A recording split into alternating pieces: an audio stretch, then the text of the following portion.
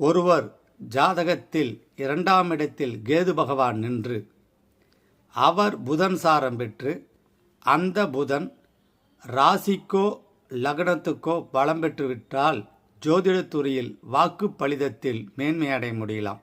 சில நேரங்களில் அந்த புதன் 3, 6, 8, 12 மறைந்தாலும் சுபர்கள் தொடர்பு பெற்றால் அவர்கள் சிறிது முயற்சி செய்தால் ஜோதிடத்துறையில் வெற்றி பெற இயலும். லக்னத்தில் செவ்வாய் சனி இருந்தால் இந்த அமைப்புள்ளவர்கள் கொஞ்சம் மனப்பாடம் செய்து எழுதி பார்த்து பாரம்பரியமான வழியில் பயணித்தால் அழியாத புகழ் அடையலாம். குரு புதன் சேர்ந்து இந்த அமைப்பு இருக்கிற ஜாதகருக்கு 3, 6, 8, 12 மறைந்தாலும் குரு தன் சொந்த வீட்டில் இருந்தாலும் சுயசாரத்தில் இருந்தாலும் வாக்கு பலிதம் உண்டு. பொதுவாகவே 2இல் கேது இருக்கிறவர்களுக்கு வாக்கு பலிதம் அதிகமாக இருக்கிறது. அது செவ்வாயினுடைய வீடாக இருந்தால் இன்னும் அற்புதமாக இருக்கும்.